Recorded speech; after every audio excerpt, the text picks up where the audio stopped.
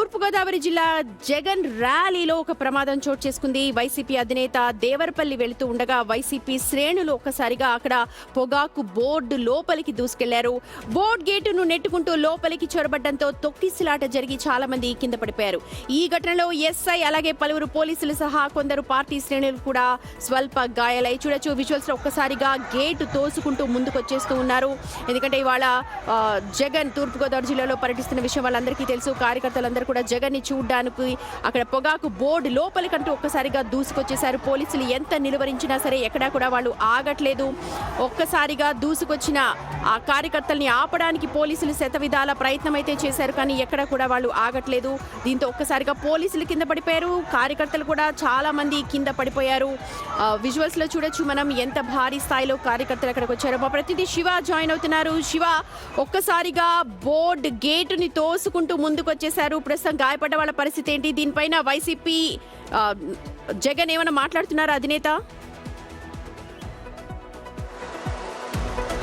సుమతి, అయితే ఏదైతే జరిగిన ప్రమాదానికి సంబంధించి ఎస్ఐతో పాటు పలువురు కానిస్టేబుల్, పలువురు వైఎస్ఆర్సీపీ కార్యకర్తల గాయాలని, దాదాపుగా మొత్తం పోలీసులు అయితే కార్యకర్తలు అయితే 18 మంది గాయాలని తెలుస్తోంది. వీరందరినీ కూడా స్థానిక ఉన్న ప్రభుత్వ వైద్యశాలకు తరలించారు. ఎవరికి ఎటువంటి ప్రమాదం లేనట్లు కూడా తెలుస్తోంది. ఒక్కసారిగా జగన్మోహన్ రెడ్డి రావడంతో అన్ని వైపుల నుంచి కార్యకర్తలు, నేతలు తోచుకొని రావడం, గేట్లను తోసుకొని మరి లోపలికి వెళ్లే ప్రయత్నం జరిగింది. ఈ ప్రయత్నంలో ఒకరు కిందపడి ఈ గాయాలని పరిస్థితి కనిపించింది. మరొక వైపు జగన్ అభిమానులకు సంబంధించి జగన్ 2.0 లోడింగ్ అని చెప్పి కూడా భారీ స్థాయిలో ఫ్లెక్సీలు పట్టుకొని రావడం, ఒక్కసారిగా పోలీసులు వారిని కంట్రోల్ చేసే ప్రయత్నం చేయడం, పోలీసులు కార్యకర్తలు ఒకరిపై ఒకరు పట్టడంతో కూడా ఈ తొక్కిసలాట జరిగినట్టు తెలుస్తోంది. జగన్ అయితే ప్రస్తుతం మీడియాతో మాట్లాడుతున్నారు. ఖచ్చితంగా ఈ అంశంపై జగన్ స్పందిస్తారా లేదా అనేది కూడా క్లారిటీ లేదు. ఎందుకంటే జగన్ పర్యటనకు సంబంధించి ఎక్కడ ప్రతిసారి పర్యటనలో కూడా ఏదో చిన్న చిన్న ఇటువంటి ఘటనలు జరుగుతూనే ఉన్నాయి. కానీ ఇప్పటివరకు జగన్ ఎప్పుడు కూడా ఈ అంశాలకు సంబంధించి స్పందించిన దాఖలాల్లో మరి ఇప్పుడు జరిగిన ఈ కార్యకర్తలకు సంబంధించి అలాగే పోలీసుల సంబంధించి గాయాలైనాయి. ఈ గాయాల అంశానికి పోలీసులు అంతమంది వస్తారని ఊహించలేదా? ఎందుకంటే గతంలో మీరు అన్నట్టుగా ఎక్కడికి వెళ్ళినా సరే భారీ జన సందోహం కనిపిస్తోంది జగన్ ర్యాలీలో. మరి ఇంతమంది వస్తారని ఊహించలేదా? లేకపోతే సరిపడా సిబ్బంది అక్కడ లేరా? వీటికి అసలు అనుమతే లేదా? ప్రధానంగా చూసుకుంటే జగన్కి సంబంధించి కూడా పొగాకు బోర్డుకి లోపలికి వెళ్లేందుకు మాత్రమే అనుమతి ఉంది.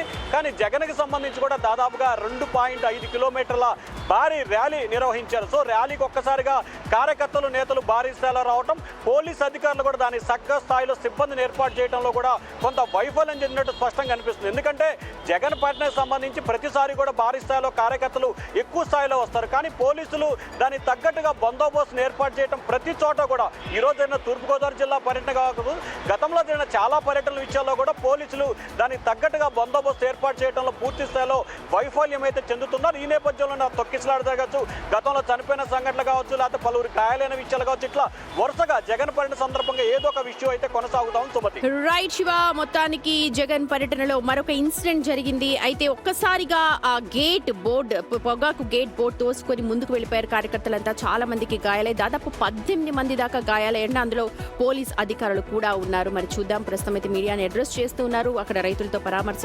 జరుగుతోంది. రైతులను ఉద్దేశించి మాట్లాడుతున్నారు.